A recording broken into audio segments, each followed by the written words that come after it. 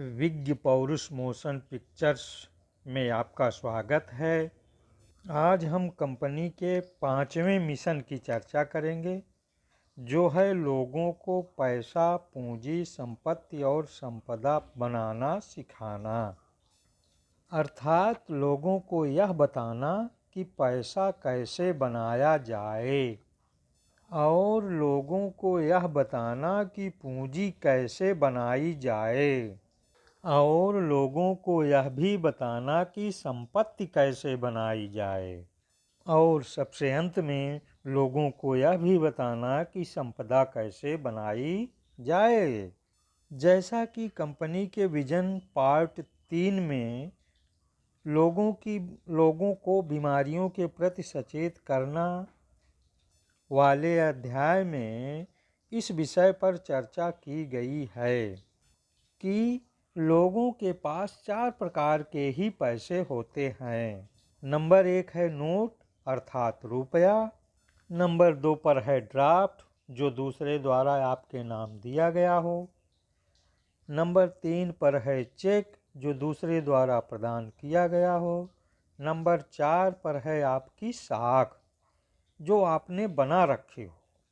परंतु मैं समझता हूँ कि आपके पास न तो नोट हैं, ना ही ड्राफ्ट हैं और ना ही चेक हैं, और जब आप करीब हैं तो आपकी साख तो बिल्कुल ही नहीं है।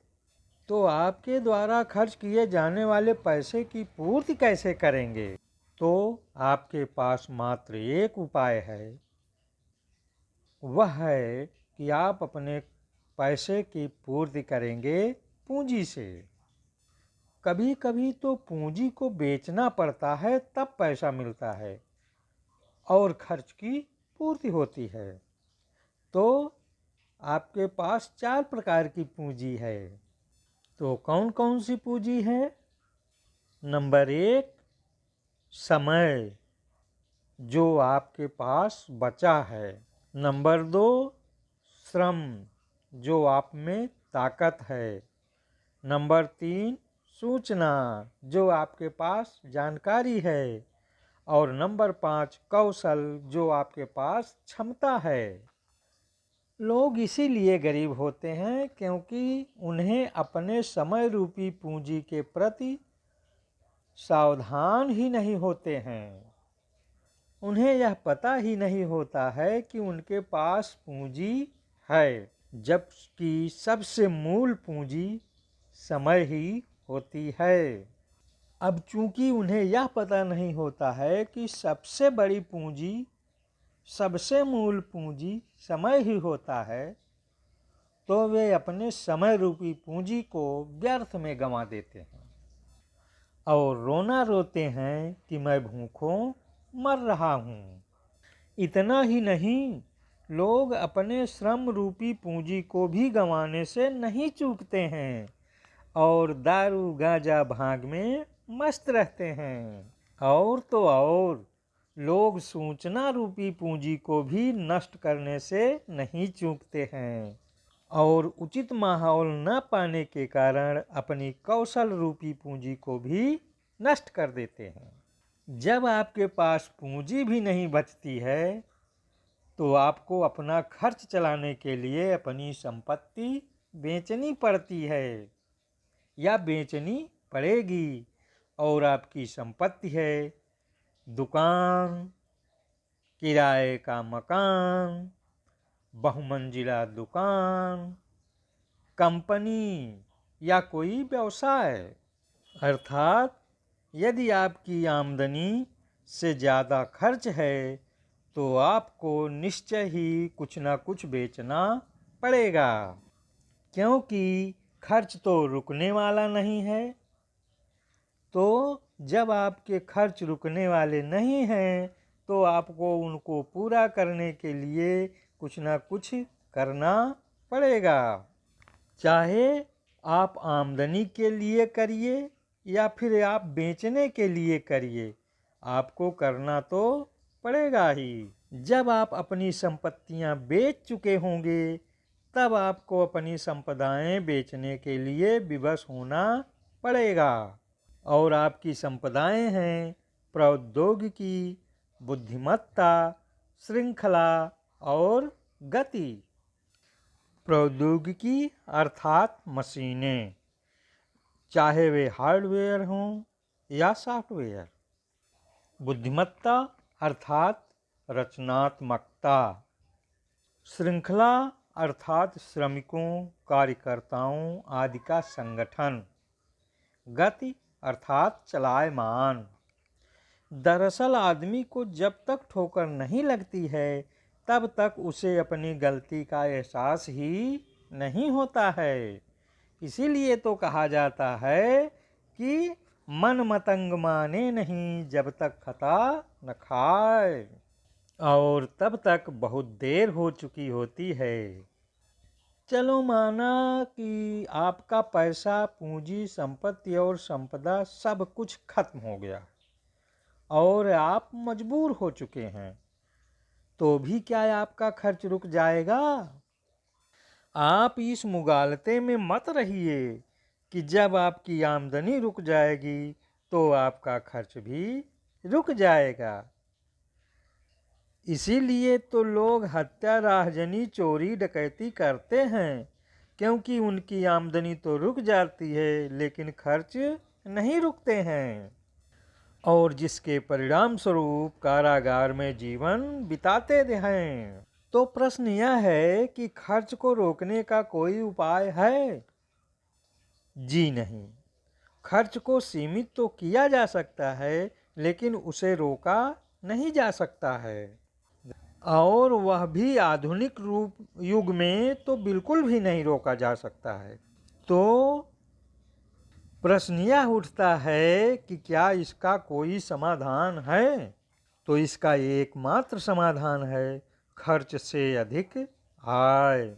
अर्थात आपका जितना खर्च है जब तक उससे अधिक आय नहीं होगी, इसका समाधान नहीं हो सकता है। जी हाँ, यही एकमात्र रास्ता है जिससे खर्च का समाधान संभव है। आय अर्थात आमदनी। जब तक आपकी खर्च से ज़्यादा आमदनी नहीं होगी, आपके लिए खर्च हमेशा समस्या बना रहेगा, और आपको अपनी आमदनी बढ़ाने के लिए अपनी पूंजी को खर्च करना ही पड़ेगा, क्योंकि आपके पास पैसा तो बिल्कुल नहीं बचा है। तो आप अपना समय बेचना शुरू करिए, चाहे मजदूरी के रूप में या चाहे नौकरी के रूप में, और अक्सर लोग यही करते हैं। जब आप अपना समय बेचना प्रारंभ करते हैं तो उसके साथ आप अपना श्रम, सूचना और कौशल भी बेचते हैं, लेकिन उसका मूल्य आपको न तो मजदूरी में मिलता है और न ही नौकरी में। अर्थात मजदूरी और नौकरी आपको मजबूरी में किया गया काम होना चाहिए, शौक बस नहीं। चूँकि लोग समय, सूचना, श्रम, कौशल के प्रति जागरूक नहीं हैं, इसलिए न तो वे जान पाते हैं कि मेरे समय का मूल्य क्या है, और न ही मालिक उन्हें बताता है, जिसके परिणाम स्वरूप जीवन भर नौकरी या मजदूरी में ही बिता देते हैं, या जीवन भर मजदूरी या नौकरी ही करते रहते हैं। यह सही है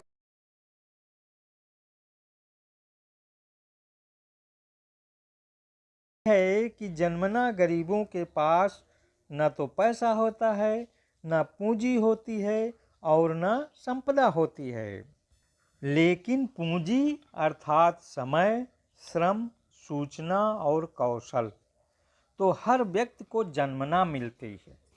बस उसको इसका प्रयोग करना नहीं मालूम होता, सदुपयोग करना मालूम नहीं होता है, उसे सीखना पड़ता है। और जिसने भी समय, श्रम, सूचना और कौशल का प्रयोग करना सीख लिया है, वह निश्चय ही अमीर बन सका है। यह पूंजी ही है जिसका सदुपयोग आपको अमीर बनाता है और इसका दुरुपयोग आपको गरीब बनाता है। तो आपका गरीब होना या अमीर होना आपके हाथ में है। समय ही है जो आपका भाग्य है या आपकी किस्मत है। जिसने भी अपने समय को पकड़ लिया है वह भाग्यशाली हो जाता है, और जिसने अपने समय को नहीं पकड़ा है वह दुर्भाग्यशाली बन जाता है। और यदि आपने अपने समय के साथ अपने श्रम का भी सदुपयोग सीख लिया है तो आपके अमीर होने की गति दुगनी हो जाती है। इतना ही नहीं, यदि आपने अपनी सूचना को भी उसमें जोड़ लिया है तो आपकी प्रगति तिगुनी हो जाती है। इसी प्रकार यदि आपने अपने कौशल को भी उसमें जोड़ लिया तो आपकी प्रगति चौगुनी होने से कोई नहीं रोक सकता है। तो यह तो रहा आपकी अपनी पूंजी की उपयोगिता। और यदि आपने दूसरे के समय, श्रम, सूचना और कौशल को भी प्रयोग करना सीख लिया तब तो आपकी जीवन शैली में तेजी से बदलाव दिखाई देने लगता है। विज्ञ पौरुष मोशन पिक्चर्स कंपनी में आपको अपने समय को, अपनी पूंजी को ही सदुपयोग करना सिखाया जाएगा, और यह भी सिखाया जाएगा कि आप अपनी पूंजी का सदुपयोग करके कैसे पूंजीपति, संपत्तिपति और संपदापति बन सकते हैं। आपने कंपनी के विचार को सुनने के लिए समय दिया, इसके लिए बहुत बहुत धन्यवाद।